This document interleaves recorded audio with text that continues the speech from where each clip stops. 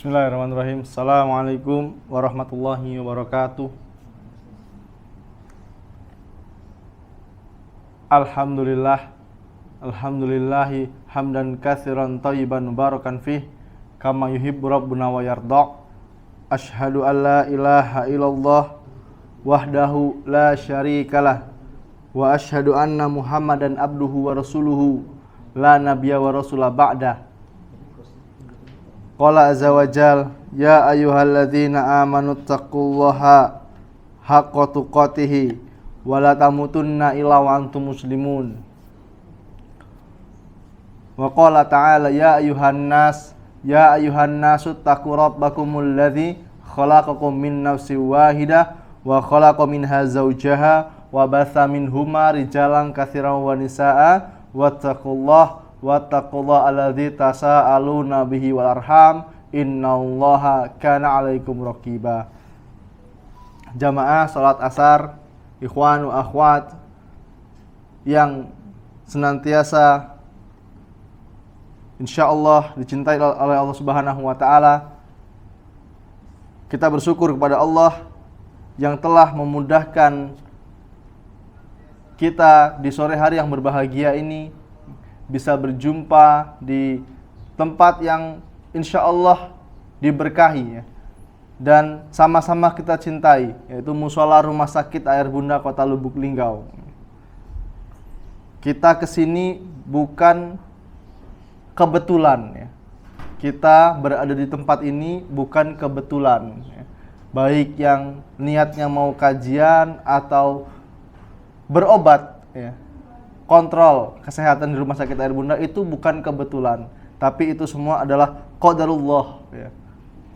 Sudah Allah takdirkan 50.000 tahun yang lalu bahwasanya fulan jam sekian tanggal sekian itu berada di Rumah Sakit Air Bunda ya. Dan ini semua adalah takdirnya Allah Subhanahu wa taala.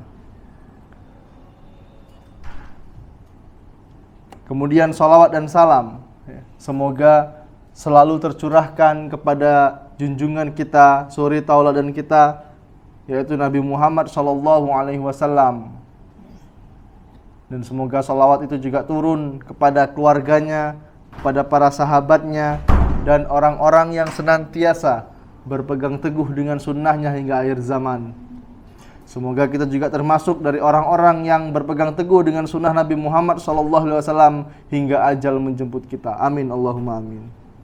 Ikhwani fiddin wa akhwati fillah, a'azanallahu wa iyyakum.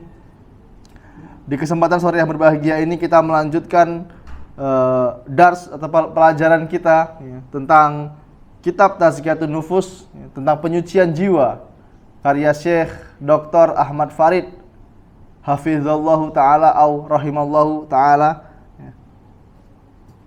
Yang kemarin kita sudah membahas tentang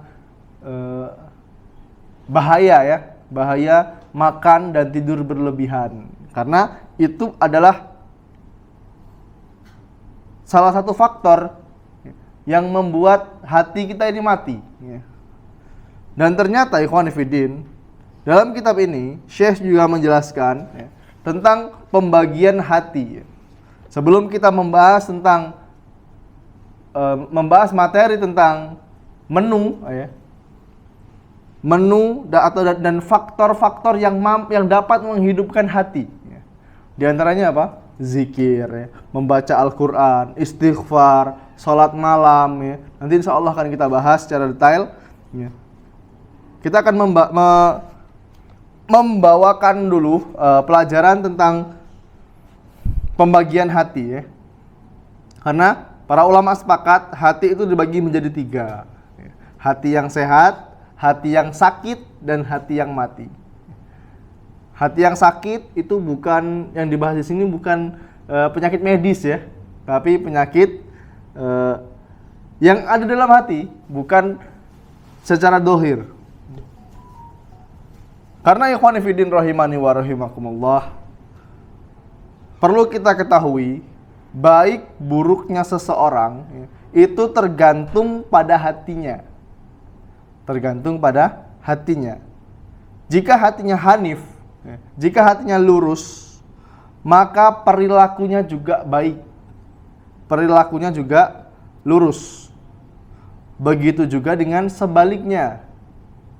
Apabila hatinya kotor, ya, sering melakukan maksiat, maka perilakunya juga akan rusak. Oleh sebab itu, ikhwani fiddin rahimani wa rahimakumullah, sudah sepantasnya kita seorang muslim, ya, seorang muslim itu memperhatikan, selalu memperhatikan hati kita. Selalu memperhatikan hati kita apabila kita menginginkan kebaikan untuk diri kita sendiri, baik diri kita sendiri maupun untuk orang lain. Karena yang menentukan baik dan buruknya adalah hati kita. Karena ingat ikhwan, Allah itu tidak melihat harta dan penampilan kita. Akan tetapi Allah itu melihat hati dan amal-amal kita. Itu yang perlu kita perhatikan. Jangan kita disibukkan dengan kualitas tubuh kita, ya, jasmani kita, tapi kita mengabaikan hati kita. Ya. Sibuk memperbaiki pola makan, ya, seperti yang kita bahas kemarin, memperbaiki fisik kita, tapi lupa dengan gizi untuk hati kita. Contohnya apa tadi? Istighfar, ya.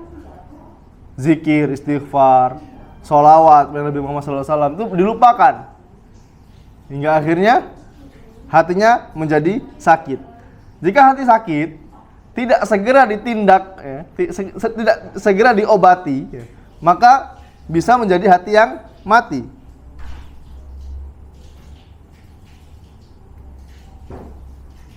Karena hati manusia ini, ikhwan, ini bermacam-macam. Ada yang namanya qalbun salim, hati yang selamat. Qalbun mayit, hati yang mati. Dan qalbun marid, hati yang sakit. Perinciannya, kita sering mendengar istilah qalbun salim. Orang yang memiliki qalbun salim, ikhwan, dia akan selamat di akhirat nanti. Dia adalah orang yang selamat di akhirat. Siapa yang bilang seperti ini? Allah Subhanahu wa taala.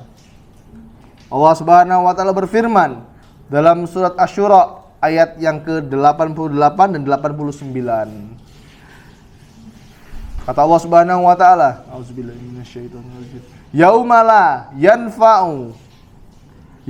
yanfa'u malu wala banun illa man atallaha biqalbin salim.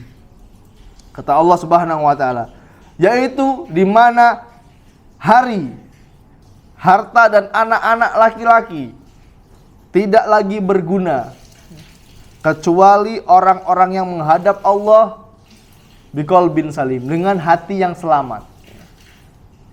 Jadi hari itu memang benar-benar ada, ikhwan. Hari di mana harta kita yang kita tumpuk-tumpuk, ya, itu nggak bermanfaat sama sekali. Kenapa di sini Allah Subhanahu wa taala menyebutkan anak laki-laki? Karena, ya, anak laki-laki itu biasanya, ya, atau sudah tradisinya di zaman dulu, itu menjadi kebanggaan seorang ayah, ya, menjadi kebanggaan keluarganya. Karena bagi mereka, ya, kalau punya anak perempuan itu aib. Anak perempuan itu nggak bisa perang, ya, nggak bisa bekerja waktu itu.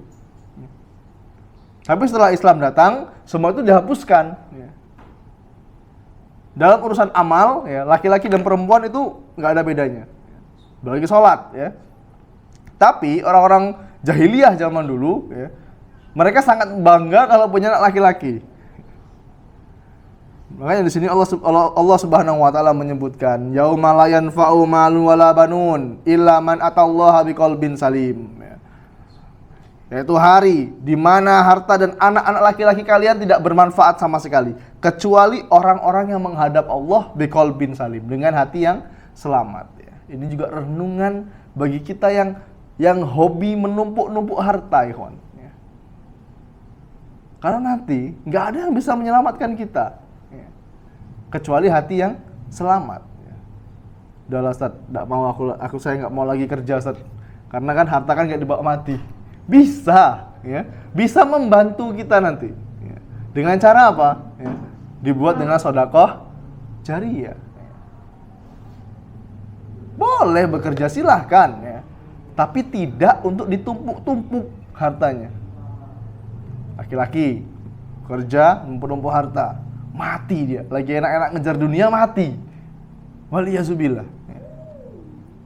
Terus bisa jadi istrinya nikah lagi. Nikah, harta suaminya ini siapa yang menikmatin? Suami baru istrinya. Dan bisa menjadi rebutan anak-anaknya ini. Ini banyak kasus terjadi, ya.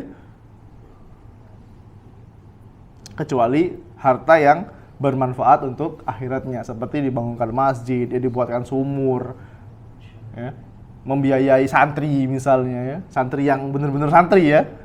Kemudian ya sesuatu yang berdampak untuk amal jariyah lah, ya. Ini insya Allah bisa membawa ke surga. Kenapa di sini Allah Subhanahu wa taala menyebut dengan qalbun salim, hati yang selamat, ya.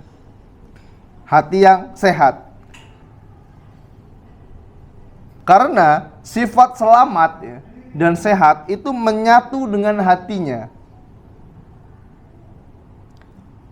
Dan juga hati yang selamat ini, hati yang sehat itu lawan dari hati yang sakit. Banyak sekali, kawan. Banyak sekali penjelasan tentang qalbun salim, makna dari qalbun salim. Qalbun salim, ya, diantaranya adalah hati yang bersih dan selamat dari berbagai syahwat. Apa itu syahwat? Ya. Sudah pernah kita bahas, ya, tentang syahwat kalau nggak salah.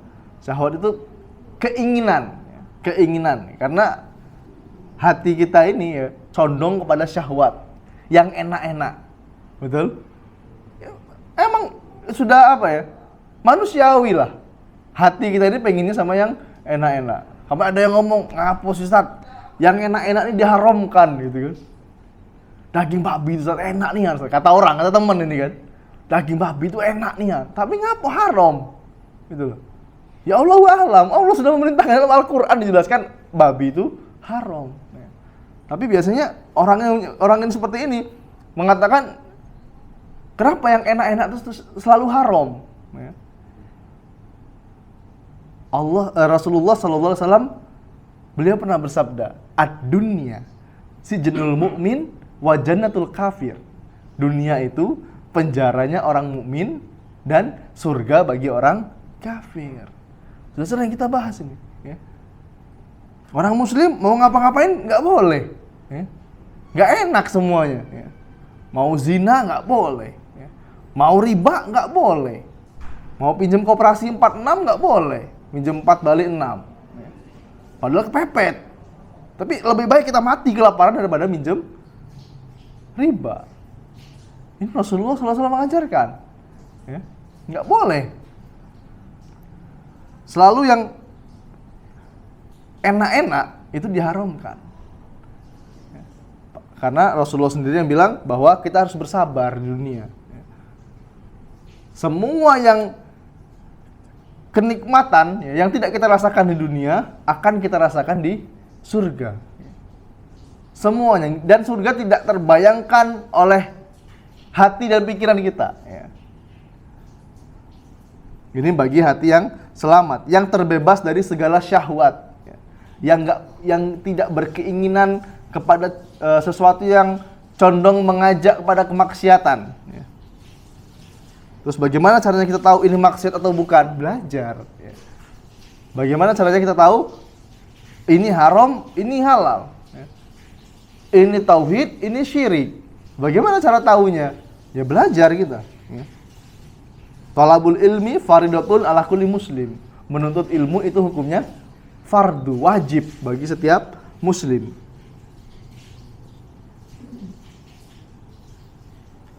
Dan selain terbebas dari berbagai macam syubhat, ya, hati yang selamat ini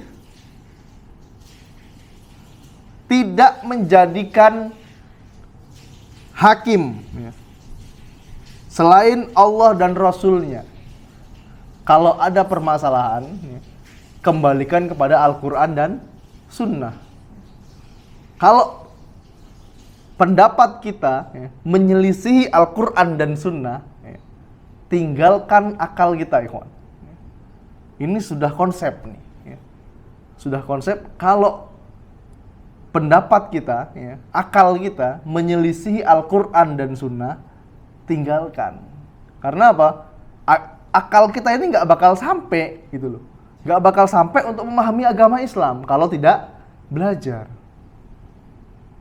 Contohnya, orang yang sudah wudhu itu nginjek kotoran, najis. Harusnya kan cukup kita siram, gitu kan? Kakinya yang disiram. Tapi kita dianjurkan untuk berwudhu lagi. Kenapa seperti itu? Yang nggak tahu, Allahu a'lam, ya. Sudah dijelaskan oleh Rasulullah Shallallahu Alaihi Wasallam.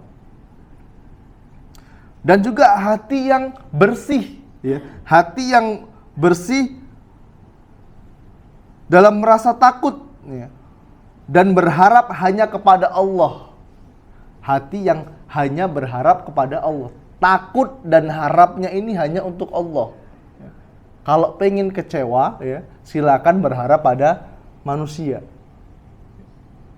Kalau berharap sama Allah, maka tidak akan kecewa. Dan tidak menghinakan diri. Dan hanya menghinakan diri kepada Allah, tidak menghinakan diri kepada makhluk. Tidak menghinakan diri kepada manusia. Nah, ini hati yang selamat. Kalau antum mau berdoa, ya, kalau antum mau menghinakan diri, ya, ketika berdoa itu boleh. Ya Allah, saya ini orang fakir, ya Allah, saya ini orang miskin, ya Allah, kayakanlah aku, ya Allah. Berdoa sama Allah, minta sama Allah, ya. Jangan merendahkan diri di hadapan manusia. Kalau bisa, manusia itu jangan tahu kalau kita lagi susah, ya. Taunya enak terus. Wih, lemaknya nih, tak dimas ini, ya. Lemaknya, dia nggak tahu, Ikhwan, ya, nggak tahu apa kita rasakan, ya. Saya mungkin lihat Abu Ammar nih, wah, masya Allah, ya, kayaknya seger terus, itu kan enak, itu kan hidupnya kan. Padahal kalau kata orang Jawa itu apa? Sawang sinawang. Saya lihatnya enak, ya, antum melihat ana lebih enak. Padahal setiap kita punya persoalan, ya. Dan jangan sekali-kali kita menghinakan diri di hadapan manusia. Di antara cara menghinakan diri di hadapan manusia apa sekarang ini? Apa kabar? Alhamdulillah sehat. Tapi ya itulah, anak-anak ini belum bayar SPP. Apa kabar, Pak? Alhamdulillah sehat. Tapi ya itulah, beras di rumah habis. Bingung nih ini. Nah, ini contoh menghinakan diri. Kalau bisa orang nggak tahu kita lapar, ya. Kalau bisa, ya. Ini agak sulit juga seperti ini, ya. Pakai baju dijelek-jelekkan, digusut-gusutkan, biar manusia iba sama kita. Nggak perlu seperti ini, Ikhwan, ya. Kalau bisa, manusia itu memandang kita terhormat. Wah. Padahal tidak tahu apa yang kita rasakan, ya. Ini sebuah pelajaran, Ikhwan. Ingat ya, tidak menghinakan diri di hadapan manusia. Itu ciri-ciri qalbun yang salim, ya. Dia bertawakal hanya kepada Allah, menyerahkan segala urusannya kepada Allah. Biarlah besok makan tidak makan, yang penting kerja dulu, ya. Yang penting usaha dulu. Allah yang menggerakkan hati manusia untuk beli dagangan aku. Nah, ini baru top, ya. Apalagi pedagang nih, ya. Pedagang itu tawakalnya tuh benar-benar diuji biasanya, ya. Namanya pedagang itu tawakalnya kepada Allah benar-benar diuji. Apalagi contohnya juga apa? Jualan es misalnya. Udah berharap nyiapin banyak gitu kan, qadarullah hujan, alhamdulillah, Allahumma shayyiban nafi'an, gak laku dagangannya, tapi insya Allah besok laku. Wah, ini semangat, ya. Pedagang itu seperti itu, ya. Kalau dagingnya laris nggak sombong, kalau laku nggak sedih. Kalau nggak laku nggak sedih dia. Ya. Ini yang benar-benar bertauhid, benar bertawakal, menyerahkan urusannya kepada Allah. Jualan capek gitu kan. Kan ada model-modelnya orang gitu ya, manusia ya. Sekatu atau dua kali posting, ya, dagangannya laku, untungnya bisa sampai 5-10 juta misalnya nih, ya kan?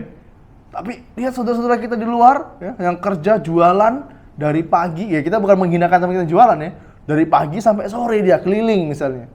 Coba kita ngobrol, dapat berapa mas? Ya. Kalau jualan kuliner tuh paling 4.000, setengah harga, setengah dari jualan dia lah untungnya itu kan. Paling dia dapat 100.000, 80.000, ya kan? Seharian nih Juan, nggak ketemu sama anak istrinya seharian, ya. Dan ini kalau dia bertauhid, dia bertawakal kepada Allah, dia nggak akan sedih. Ya.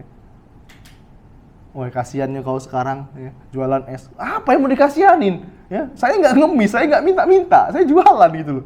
Ya. Ini gimana modelnya ya? Kasihannya sekarang ngarit, dia sekarang nyari rumput. Apa yang mau dikasihanin? Ya?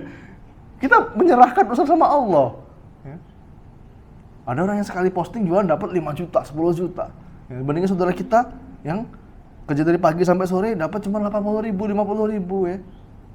Tetangga saya qadarullah, saya tinggal di lingkungan yang tetangga saya itu mayoritas jualan balon. Ya. Tinggal di lingkungan yang kanan kiri depan belakang itu rata-rata jualan balon yang karakter-karakter yang keliling-keliling depan masjid ini. Ada kan? Itu tetangga saya rata-rata itu. Dan saya tahu dia modal ngambil berapa? Modal 10.000. Ya. Ngambil dulu, dipinjemin sama bosnya gitu. Dia jual berapa? 12.000. Dapat berapa? 2.000.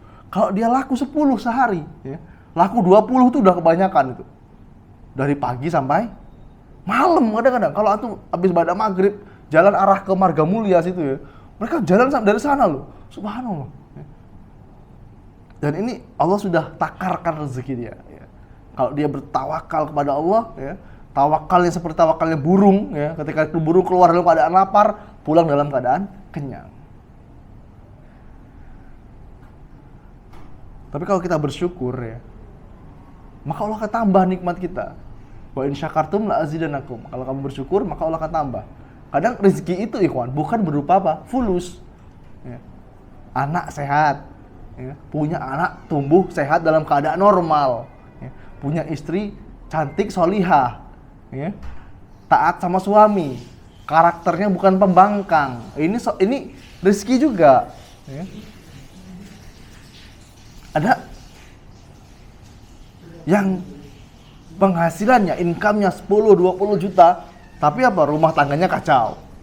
Sama istrinya berantem terus, sama mertuanya nggak akur, sama orang tuanya berantem. Ya. Ini nggak tenang hidupnya. Ini tawakal ya. Dia menyerahkan segala urusannya hanya kepada Allah.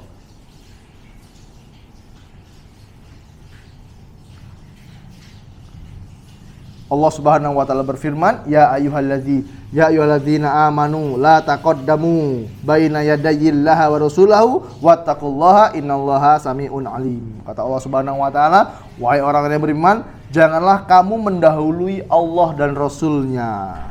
Surat Al-Hujurat ayat yang pertama ya.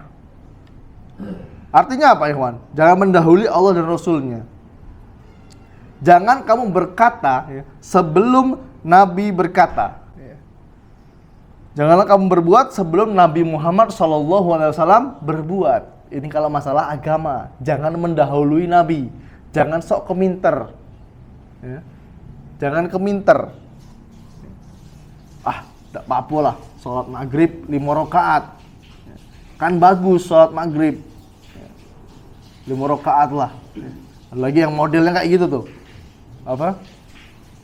Sholat id di jarak 1 meter 1 meter, laki-laki sama perempuan campur. Ya, ini mendahului Rasul ini. Rasulullah SAW nggak pernah melakukannya. Ya, bikin agama sendiri dia, bikin mazhab sendiri. Ya. Imam 4 mazhab nggak ada yang seperti itu. Gimana modelnya? Ya, waliyazubillah. Ini mendahului Nabi Muhammad SAW. Yang penting kan niatnya baik. Ini nggak bisa pakai dalil, yang penting niatnya baik. Kalau diajak diskusi nanti jadinya apa? Dalilut. Apa dalilut? Kalah dalil ngajak gelut. Tahu gelut nggak tuh? Oh, berantem ya, tahu ya. Karena ikhwan, ya, tidak ada sesuatu ya, perkara, ya, baik itu besar ataupun kecil, ya, kecuali nanti akan ditanya dari mana, ya, kenapa dan bagaimana. Maksudnya apa? Ketika kita melakukan, ya, melakukan perbuatan, nanti di akhirat kita akan ditanya, bagaimana kamu melakukan dan kenapa? Kenapa? Motivasinya apa kamu melakukan hal tersebut?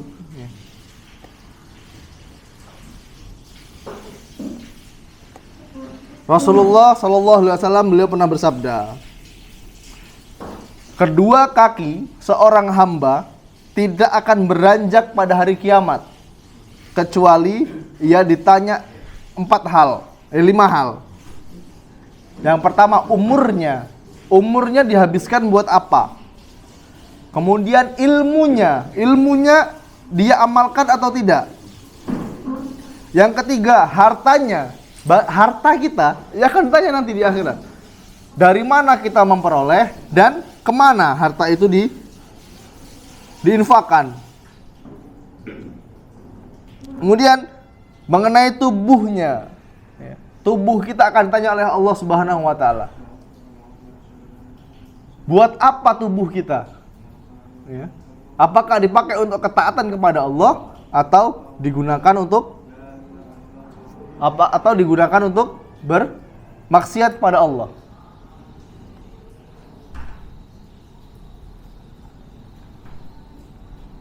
Semua itu akan ditanya, baik besar maupun kecil, ya.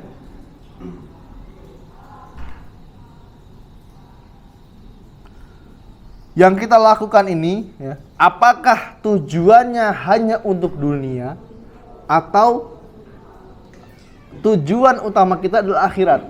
Ya. Maka itu akan ditanya. Kita melakukannya untuk mendapatkan pujian, ya, atau takut dicela oleh manusia. Ini akan menjadi pertanyaan Allah Subhanahu wa taala. Jangan salah ya kawan. Kita sholat sunnah, ya, bersedekah, itu akan ditanya, kenapa kamu sedekah? Masih ingat ya hadis yang pernah kita bawakan, ya, tentang orang yang pertama kali diseret ke neraka. Manusia yang 3 jenis manusia yang pertama kali masuk neraka. Itu pertama apa? Orang yang baca Al-Quran, orang yang berilmu, orang yang bersedekah, dan yang ketiga orang yang berjihad. Ini yang pertama kali masuk neraka. Loh kok bisa? Para sahabat bertanya. Iya. Ketika ditanya, kenapa kamu membaca Al-Quran? Saya membaca Al-Quran karena Engkau ya Allah. Kata Allah Subhanahu wa taala, kadzabta, kamu dusta, bohong kamu. Baca Al-Quran, kamu hanya pengen dibilang qori, dibilang pandai baca Al-Quran.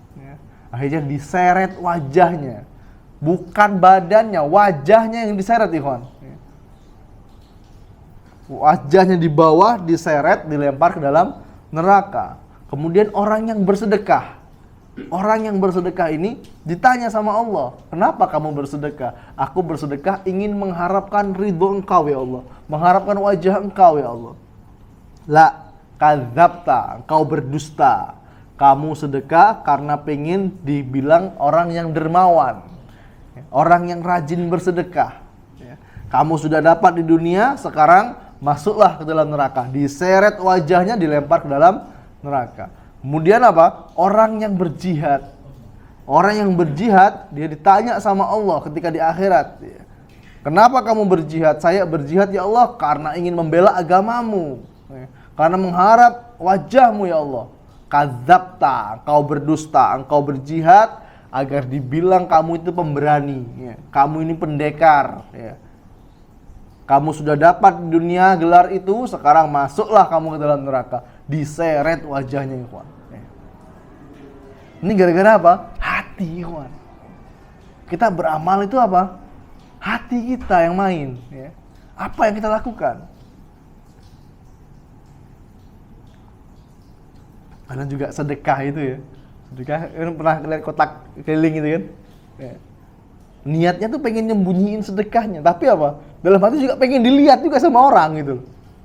Ini hati yang main nih, kawan. Ketika bersedekah, ya, kalau mau sedekah, sedekah aja. Ya, nggak usah dilihat apa pandang orang. Wih, berapa sedekah aja? Nggak usah pikir seperti itu. Ya. Apalagi kita mau berinfak atau kita mau beramal, takut riya. Ya.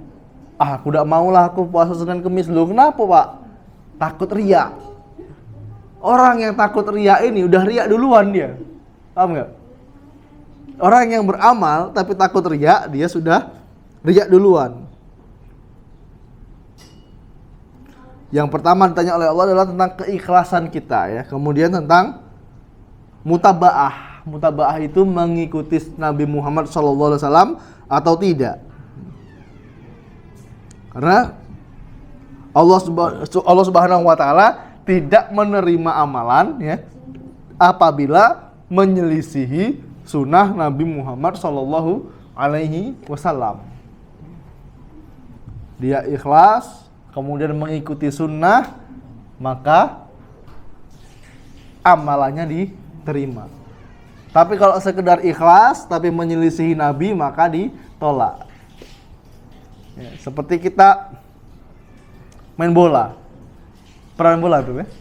Sebagus-bagusnya apa gol yang diciptakan, ya, kalau offset, diterima nggak sama wasit? Udah jelas offset nih, ya. Wasit tiga-tiganya lihat, ya. Golnya salto lagi, wah bagus banget nih, keren gitu kan. Tapi offset, kira-kira diterima nggak golnya? Enggak lah. Ya. Ibaratkan kita beramal, ya. Kita beramal yang kita anggap amal soleh, tapi menyelisihi, mendahului Nabi Muhammad Sallallahu Alaihi Wasallam. Kira-kira diterima nggak amal kita di akhirat? Nabi siapa yang kamu ikutin, kata Allah? Gimana ikhwan? Apa yang kita jawab? Dah ya Allah, aku beramal yang penting kan niatnya baik ya Allah. Yang penting kan bagus ya Allah ini. Aku beribadah kepadamu. Wah. Tapi dia menyelisihi Nabi Muhammad Sallallahu Alaihi Wasallam. Orang yang sholat ba'diyah subuh. Sholat ba'diyah subuh, niatnya ikhlas lillahi ta'ala. Ketika diingatkan, Mas, gak boleh sholat setelah subuh, Mas. Kenapa saya gak boleh sholat setelah subuh? Apakah Allah akan marah sama saya gara-gara saya sholat? Apakah Allah akan mengazab saya karena sholat saya? Enggak, jawabannya tidak. Bukan karena sholatnya, tapi engkau akan diazab karena menyelisihi Nabi Muhammad Sallallahu Alaihi Wasallam. Jadi untuk mengatur hati kita nih, ikhwan, ya, ketika beramal, ya, utamakan kita mengikhlaskan diri ya, dan mengikuti Nabi Muhammad Sallallahu Alaihi Wasallam. Hidup kita nih, ikhwan, kalau dicurahkan untuk sunnah nggak cukup, ikhwan. Ya. Masih banyak sunnah-sunnah yang belum kita kerjakan. Ya. Masih banyak ilmu-ilmu yang belum kita pelajari. Jadi jangan puas diri. Udahlah, aku udah ikut kajian kok sekali dua kali, nggak mau ngaji lagi. Ini gimana ini, Ikhwan? Ya. Dan akan kita bahas ya. Itu adalah hati yang selamat. Kemudian hati yang mati. Hati yang mati ya, adalah hati yang kosong dari kehidupan. Dia tidak tahu dengan Robnya. Dia tidak kenal dengan Allah. Taunya ya Allah. Allah itu Tuhan, kata dia. Nggak boleh menyembah selain Allah. Udah cukup sampai situ aja taunya. Dia tidak kenal dengan Allah. Dan juga dia tidak tahu cara beribadah dengan benar. Dia beribadah kepada Allah, tapi masih suka main ke rumah dukun misalnya. Guru spiritual, wong pinter. Kenapa Mbak Dukun disebut orang pinter? Karena yang datang orang bodoh. Ya. Dia nggak kenal dengan Allah. Dia menggantungkan hatinya kepada jimat, kepada dukun. Ini hati yang mati. Dan dia selalu menuruti keinginan hawa nafsunya. Dia selalu menuruti keinginan hawa nafsu dan kesenangan untuk dirinya.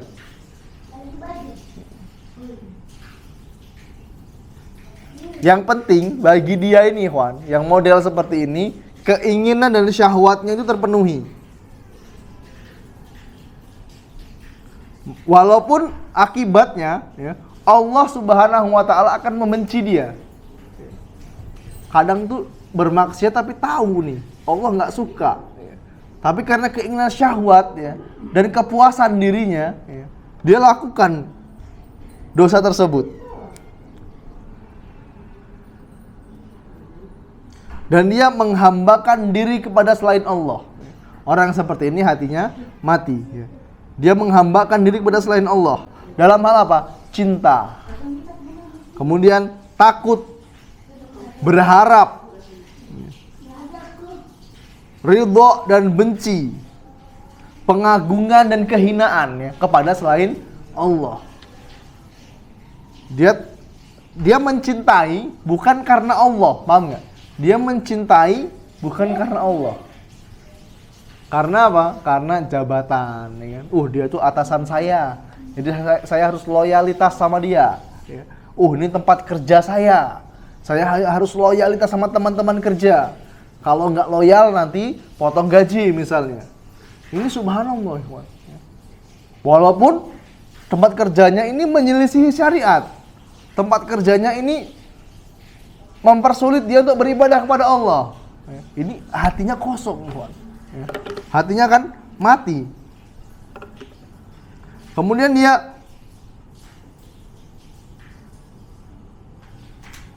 dia takut ya, takut kepada selain Allah. Takut sudah pernah kita bahas belum? Sudah ya, tentang takut. Yang nggak boleh itu takut sama apa? Sama jin, sama syaitan. Ini nggak boleh takut.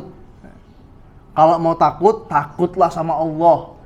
Yang punya anak-anak kecil ya, ajarkan kepada mereka, nak, kalau mau takut, takut sama Allah, nak. Kalau kamu bohong sama ayah, sama bunda, Allah marah, nak, sama kamu. Kalau Allah marah sama kamu, nak, Allah ambil semua kenikmatan yang kamu punya. Mobil kita Allah ambil, rumah kita Allah ambil, ayah sama bunda Allah ambil nanti. Ini tanamkan tauhid kepada anak, ikhwan, agar dia tidak takut kepada selain Allah. Ini anak nangis dikit, anak nangis, anak rewel, ya. Apa kata orang tuanya?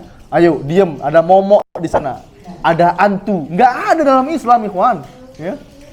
Jangan ajarkan anak-anak kita untuk takut kepada sesuatu yang bohong. Kalau kamu nangis, kaget ada momok. Mana ada dalam Islam? Nggak ada. Ya. Kalau kamu rewel, ya, nanti Allah marah, nak. Ini boleh seperti itu. Tapi kalau nakut-nakutin sesuatu yang nggak ada, ya gimana anak kita mau punya mental juara, mau mental petarung? Ya? Anak laki-laki kita nangis, ayo nanti kalau kamu nangis, Abi taruh sana, di sana ada pocong, ada genderuwo, ada kuntilanak. Gimana anak kita menjadi pemberani? Ya?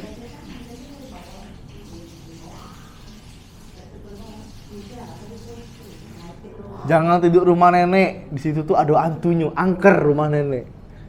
Paham nggak, Iwan? Gimana modelnya? Gimana anak mau takut kepada Allah? Ya? Dia lebih takut sama cerita-cerita bohong orang tuanya. Dan ini adalah hati yang mati. Dia lebih mengutamakan hawa nafsunya daripada keridhaan Allah. Ya. Dia nggak takut sama Allah, dia lebih takut kepada makhluk.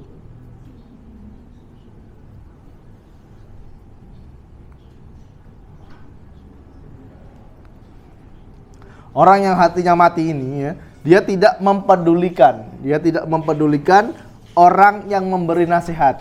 Ya. Dia nggak peduli sama orang yang memberikan nasihat. Dia terus mengikuti setiap langkah. Ya. Dia mengikuti setiap langkah dan keinginan syaitan. Contohnya tadi, Ya. Orang yang nakut-nakutin anaknya pakai apa, kalimat apa? Antu, momo. Dinasehatin. Pak, nggak boleh Pak nakut-nakutin anak seperti itu. Lah ngapo anak-anak aku nian? Cocong-cocong aku nian, ngapo kau? Nah ini udah keras hatinya. Udah mati hatinya, nggak mau dia. Atau lebih halus lagi. Pak, nggak boleh nakut-nakut seperti itu Pak. Mas, tapi adonian Mas. Antu di sana, kuntilanak. Bapak pernah nengok? Ida, kato wong. Kato uwong, gimana ini? Ya? Dia nggak melihat secara langsung. Ya?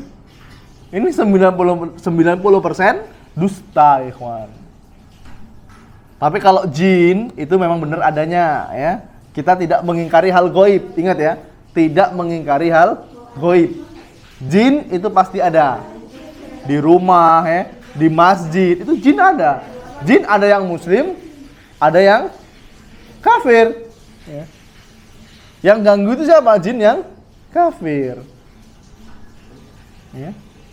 Tapi yang namanya hantu, jin, kuntilanak, genderuwo tidak ada. Oleh sebab itulah yang namanya istilah jin, genderuwo, kuntilanak itu hanya ada di Indonesia. Ya, di luar negeri nggak ada, di Singapura, di Australia, ya, di Jerman tuh nggak ada yang namanya kuntilanak, genderuwo nggak ada di sana. Ya. Apa adanya? Apa? Yang giginya panjang itu? Dracula ya. Ya. Vampir yang lompat-lompat. Karena apa? Di sana manusianya takut kepada hal seperti itu. Kalau di Indonesia takutnya sama pocong, ya. Jangan nangis lagi ada pocong di situ. Ya. Kita jalan nih dari Linggau ke Mirasi, ya kan? Banyak hutan di sana. Pocong. Lihat apa? Pohon pisang disenterin, wah kan pocong beneran. Padahal cuma pohon pisang. Ya. Dan orang seperti ini biasanya susah dinasihati. Ya. Orang seperti ini susah untuk dinasihati.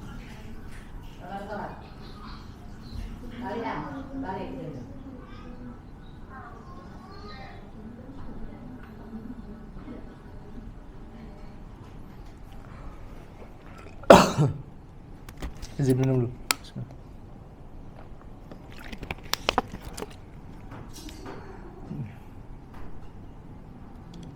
Dan selanjutnya adalah hati yang sakit. Kalau tadi hati yang mati, ya, hati yang apa? Sehat, ya, hati yang qalbun salim, hati yang mati, kemudian hati yang sakit. Hati yang sakit adalah hati yang hidup tapi dia sakit. Ya, kalau tadi hati yang mati, ya, yang ini hati yang hidup tapi dia sakit. Dia ini memiliki dua unsur yang saling tarik menarik. Ya. Ketika dia berhasil memenangkan apa, tarik menarik itu, ya, kalau dia berhasil mengalahkan hatinya yang mengajak kepada kemungkaran, maka dia berarti sudah menang, karena dia mengikuti keinginan rasa cinta kepada Allah Subhanahu wa taala. Dia mengikuti keimanannya, ya, dan dia hanya bertawakal kepada Allah. Ya.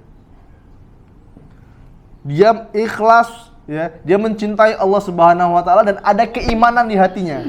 Ya, ini hati yang apa? Sakit, tapi dia ketika mau melakukan maksiat, ya, dia selalu menimbang-nimbang. Karena ada orang apa? Istilah STMJ. Apa STMJ? Sholat terus maksiat jalan. Ya. Ini orang nih kenapa nih? Ya? Kok sholatnya di masjid, tapi masih main judi misalnya nih, contoh. Ya. STMJ, sholat terus maksiat jalan. Berarti Al-Quran itu salah berarti. Kenapa? Allah Subhanahu wa taala berfirman, "Inna sholata tanha 'anil fahsya'i wal munkar." Sesungguhnya salat itu mencegah dari perbuatan keji dan mungkar. Tapi kenapa orang ini ya, salat tapi masih bermaksiat, masih melakukan kemungkaran, ya, masih berzina, ya, masih belum menutup aurat dengan sempurna, ya, masih berjudi. Jawabannya gampang, ikhwan. Jawabannya apa? Karena sholatnya belum sesuai dengan tuntunan Nabi Muhammad Shallallahu Alaihi Wasallam. Jadi jangan heran kalau lihat orang yang dia sholat tapi masih maksiat. STMJ tadi, sholat terus maksiat jalan. Ya. Habis keluar dari masjid langsung ke lapak judi, langsung ke lapak tarung ayam, masang 1 juta dia. Habis sholat atau lagi main, dia main judi, gitu dulu azan, aku sholat dulu, habis sholat ulang lagi. Wah ini gimana modelnya? Tapi ada orang yang ketika dia ingin melakukan maksiat, ya, apalagi sendirian, maksiat ketika sendirian, ya. Hatinya bergejolak nih. Wih kaget kalau aku cak ini, dosa ini, ya. Allah marah kayak sama aku. Kemudian dia nggak jadi maksiat, berarti dia sudah menang. Ada keimanan di hatinya.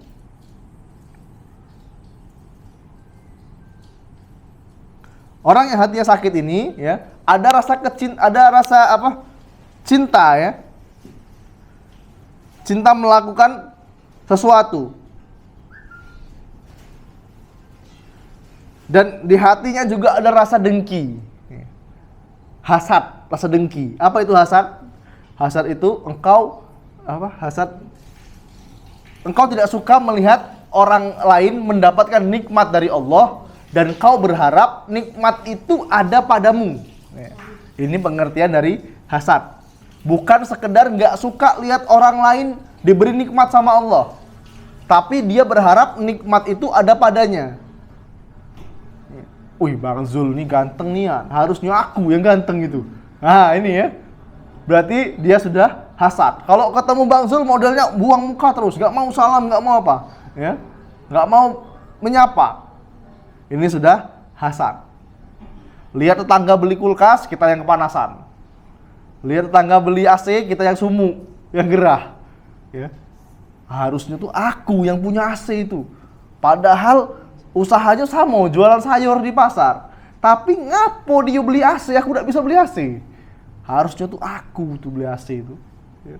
Lihat tetangga punya motor, udah panas hatinya. Ya, ini udah hasad. Ya. Dengki, dia memiliki rasa seperti itu di hatinya. Ya. Dia juga memiliki rasa takabur, sombong, dan ujub. Ujub itu bangga diri. Ya, beda antara takabur dengan ujub. Kalau ujub itu nggak ada objeknya, cukup sama dia sendiri. Ya, dia membanggakan dirinya sendiri. Itulah. Kesiangan kan subuh? Aku tidak pernah kesiangan subuh. Ngomong dalam hatinya, pasti begadang malam tadi. Pasti dia merendahkan orang lain, tapi nggak ngomong secara langsung. Hanya dalam hatinya sendiri. Ini ujub, ya, berbangga diri. Ya. Kalau sombong beda lagi, ya. Yang dimaksud dengan sombong apa? Al-kibru batarul haq wa ghamtun nas. Yang namanya sombong itu menolak kebenaran dan meremehkan manusia. Diajari, Mas, misalnya dia sholat tapi cara sholatnya salah misalnya. Kita benerin, Mas, cara sholat yang diajarkan Nabi itu seperti ini, Mas. Allah, kata nenek aku beca ini sholat. Ngapo kau? Kata Pak dia aku beca ini sholat. Kata guru ngaji aku cak ini, tapi Mas ini loh Mas hadisnya. Cara sujudnya, ya, cara takbirnya dibenerin, nggak mau dia. Ini sombong. Kemudian meremehkan orang lain. Itulah galak-galak begawi, bang baca beli mobil, kepanasan. Ini sudah sombong. Padahal hukum asalnya dia punya kendaraan, punya mobil itu boleh, ya, kalau tidak meremehkan orang lain. Dan dia ada rasa cinta, cinta dengan jabatan. Nah, ini ciri-ciri hati yang sakit. Pokoknya aku harus jadi kepala dinas. Cak mano caranya harus jadi kepala dinas. Biar uang tuh mandang aku. Waduh. Ya. Ini hati yang sakit. Kalau di rumah pokoknya kalau tinggal di masyarakat, aku harus jadi kepala desa, harus jadi lurah. Ya, biar wong segan sama aku. Nah, ini hati yang sakit. Bagaimana keadaan ketiga hati ini, kawan? Yang pertama, qalbun salim tadi, hati yang selalu tawadhu. Tawadhu, ya. Dia lemah lembut dan sadar diri. Ini hati yang qalbun salim. Kemudian keadaan hati yang kedua, ya, adalah hati yang kering dan mati, susah menerima nasihat.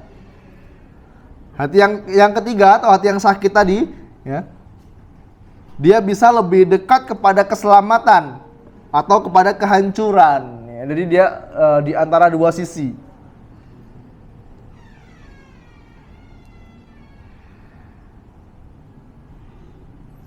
Jadi ikhwani fiddin rahimani wa rahimakumullah,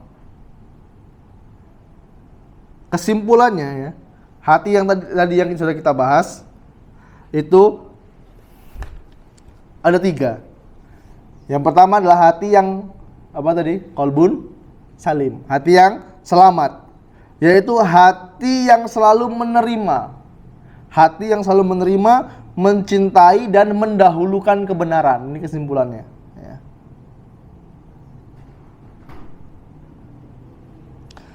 Pengetahuan dia, ya, tentang kebenaran itu benar-benar sempurna. Juga selalu taat, ya.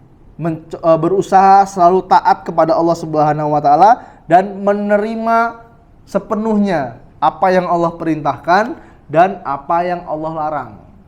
Ya. Nggak akal-akalan. Nggak berusaha untuk ngakalin Allah maksudnya, ya. Memang ada akal-akalan, ada ikhwan, ya. Contohnya apa? Contohnya adalah ketika suami istri sudah talak 3. Suami mentalak istrinya 3, berarti sudah haram. Boleh nikah, boleh rujuk. Syaratnya apa? Si istri harus menikah, digauli dan dicerai sama suaminya. Orang suaminya ini pengen ngakalin Allah. Caranya gimana? Dicarikan laki-laki, ya, suruh nikahin istrinya, dibayar, istrinya digaulin, kemudian suruh menceraikan. Si laki-laki tadi dikasih duit, suruh pergi jauh-jauh, ya, agar suami istri ini bisa rujuk kembali. Ini akal-akalan manusia, ini nggak boleh, ya. Dan orang yang qalbun salim, ya, dia akan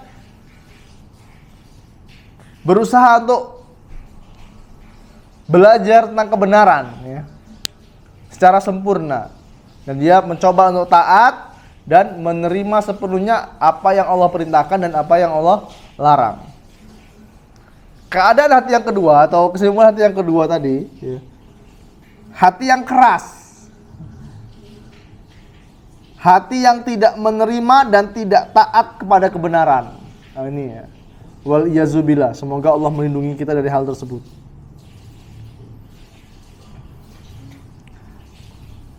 Dan yang ketiga, hati yang sakit. Hati yang sakit tadi apa? Hati yang memiliki apa? 2 sisi, ya. Yang tarik menarik. Kadang dia pengen bermaksiat, kadang dia pengen taat kepada Allah. Kalau penyakitnya kambuh, ya, maka hatinya menjadi keras. Hatinya jadi keras dan mati. Tapi kalau dia bisa mengalahkan hawa nafsunya, ya, dia bisa mengalahkan penyakit hatinya tadi, maka hatinya bisa menjadi selamat. Itu adalah 3 pembagian hati. Untuk menu-menu penghidup hati, ikhwani fiddin rahimani wa rahimakumullah, itu ada banyak, ya. Agar hati kita selalu hidup, selalu sehat, dan kita bisa mendapatkan label qalbun salim. Seperti yang Allah Subhanahu wa taala firmankan, yang sudah kita bacakan tadi dalam surat Asy-Syura ayat yang ke-88 dan 89, yauma la yanfa'u malun wala banun illa man atallaha biqalbin salim. Yaitu di hari di mana harta dan anak-anak laki-laki tidak berguna kecuali orang yang menghadap Allah dengan qalbun salim. Dan insyaallah pekan depan kita akan membahas menu yang pertama, ya, menu yang pertama, yaitu zikir kepada Allah Subhanahu wa taala dan membaca Al-Qur'an. Ini adalah salah satu pilihan atau menu agar hati kita selalu hidup. Semoga Allah mudahkan. Kita lanjutkan pada pertemuan yang akan datang tentang banyak ya, tentang faedah-faedah zikir dan membaca Al-Qur'an. Mungkin hanya ini dapat saya sampaikan. Kurang lebihnya saya mohon maaf, dan kepada Allah saya senantiasa mohon ampun. Kami akhiri, subhanakallahumma bihamdika asyhadu alla ilaha illa anta wa astaghfiruka wa atubu ilaik. Assalamualaikum warahmatullahi wabarakatuh.